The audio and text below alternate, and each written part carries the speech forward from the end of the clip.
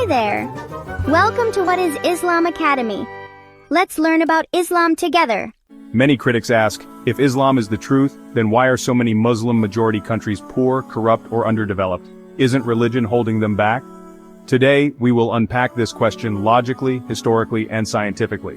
And by the end, you will see why this argument doesn't stand on solid ground. Let me ask a simple question. If a student diligently attends class, completes their homework, and studies for hours but still fails an exam, we might question the teacher or the curriculum. But if that student skips class, ignores their assignments, and spends their nights playing video games instead of studying, who is to blame for their failure? Is it the subject of physics itself that is flawed, or is it the student's refusal to apply the principles required to master it? The answer is obvious. The potential for success was always there, but it demanded application. Consider another scenario. A powerful medicine is developed with the potential to cure a life-threatening disease. When used as prescribed by a knowledgeable doctor, it saves lives and restores health. But if a person ignores the dosage, misuses the substance, or abuses it for a momentary high, it can cause devastating harm. Do we blame the medicine's chemical formula for this tragic outcome? Of course not. We blame the misuse. The medicine was a remedy, but its effectiveness was contingent on its correct application. Likewise, when we observe challenges like underdevelopment, corruption, or instability in some Muslim-majority countries today, we must apply the same logic. We must ask, are these societies failing because of Islam, or because they have drifted away from its core principles? History provides a powerful control group for this question. During the Islamic Golden Age, from the 8th to the 14th century, the Muslim world was the global epicenter of science, medicine, commerce, and philosophy. Why? Because they were actively implementing Islamic injunctions, the Quranic command to read, Iqra, and the prophetic traditions encouraging the pursuit of knowledge, even as far as China, fueled a culture of intellectual curiosity. Principles of justice, or ADL, and trusteeship, Amana, fostered stable societies and reliable trade networks that stretched across continents. This wasn't an accident, it was the result of a society applying its foundational values. Now contrast that vibrant history with the present state of some nations. When we see statistics from organizations like Transparency International ranking countries low on corruption perception, or World Bank data indicating a lack of investment in scientific research and development, we are not seeing a manifestation of Islamic values. We are seeing a departure from them. Islam explicitly forbids corruption, tyranny, and the hoarding of knowledge. You wouldn't judge the engineering of a world-class vehicle by the one who recklessly crashes it. You judge its potential by seeing it in the hands of a skilled driver who understands its mechanics and respects its power. Islam is that high-performance vehicle designed for societal progress and prosperity.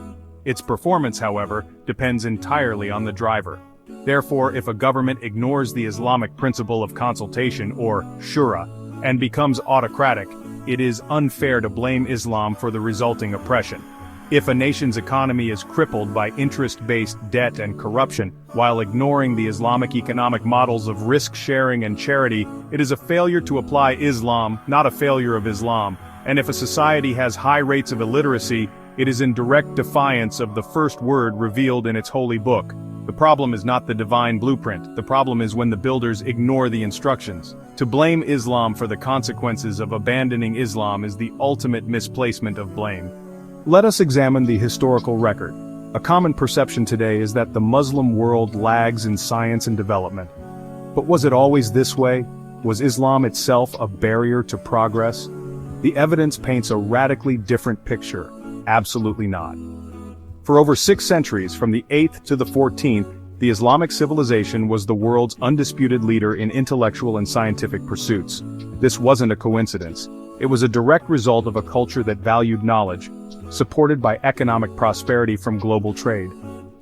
This period, the Islamic Golden Age, laid the groundwork for the modern world.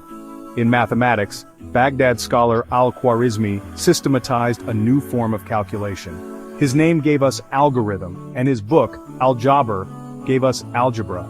This, with the adoption of the Hindu-Arabic numeral system, transformed global science. In astronomy, advanced observatories corrected ancient models, while perfected instruments like the astrolabe were crucial for navigation, paving the way for the age of exploration. In medicine, the progress was staggering. Al-Zahrawi, the father of surgery, invented over 200 surgical instruments. Ibn Sina's The Canon of Medicine was so comprehensive it remained a standard medical textbook in Europe for 600 years. The Muslim world also established the first true hospitals, or Bimaristans. These pioneering institutions provided free healthcare, had specialized wards, and served as medical schools, creating the blueprint for our modern hospital system. This knowledge explosion was nurtured in groundbreaking institutions. Baghdad's House of Wisdom brought together scholars of all faiths for a massive translation movement, preserving Greek philosophy and science. In Morocco, the University of Al-Qarawiyyin, founded in 859, became the world's first degree-granting university, predating Europe's oldest by centuries. So, the evidence is clear. The Islamic faith and its civilization were not an obstacle to progress. For centuries, they were its primary engine. The decline that followed was not caused by Islam, but by a departure from the very principles of inquiry and critical thinking that made the civilization great. Historically, Islam was the engine of global enlightenment. To understand the state of the Muslim world, we must first look not at faith, but at history. A primary cause of modern underdevelopment is the deep scar of colonialism. For centuries, Muslim regions were colonized, their societies re-engineered, and their wealth drained. Consider the Sykes-Picot Agreement, a secret pact that carved up the Middle East with arbitrary lines on a map. These borders, drawn by foreign powers, were designed to create weak, fractured states prone to long-term instability. This wasn't just political, it was economic. Colonial powers established extractive economies, turning self-sufficient regions into mere suppliers of raw materials like oil and cotton for the colonizers' industries. Simultaneously, indigenous educational systems, once centers of holistic learning, were dismantled or replaced with a westernized model designed not to foster innovation, but to produce a compliant administrative class, creating a legacy of intellectual dependency. The era of direct colonial rule was often replaced by a more insidious control, corrupt and authoritarian leadership. Many governments in post-colonial Muslim states are not organic expressions of their people's will, but are dictatorships propped up by external powers to protect foreign interests. These client states are characterized by a devastating lack of accountability. Economists call this kleptocracy, where national wealth is plundered by a ruling elite.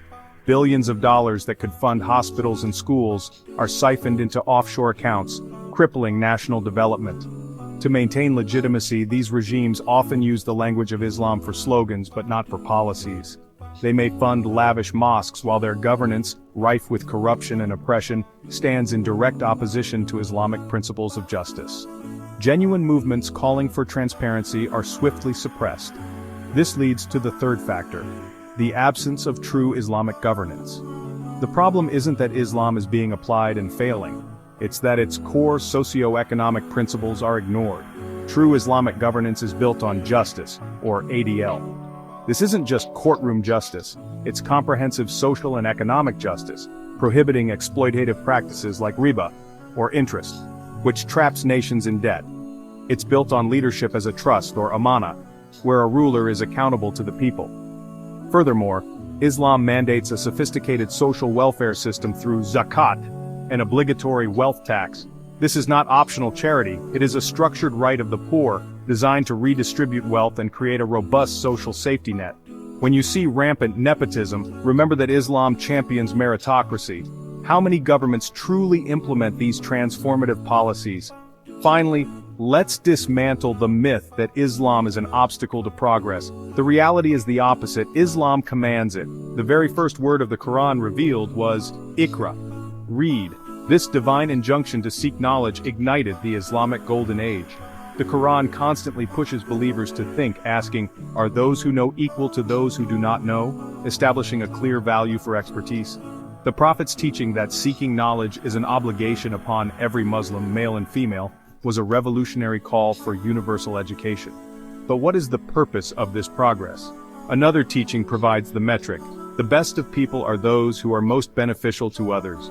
From an Islamic view, innovation and growth are tools to serve humanity, to feed the hungry, cure the sick, and establish justice. The blueprint for a thriving society is embedded within Islam. The failure lies not in the blueprint but in the refusal to build according to its design. If Islam was the reason for failure, it wouldn't have created the golden age of civilization. The real issue is when people drift away from divine guidance. It's not Islam that failed them. It's their failure to live by Islam. When we return to the values of justice, education, mercy, and responsibility, the same values taught by Islam, progress will follow again. Don't blame the compass if the traveler goes the wrong way.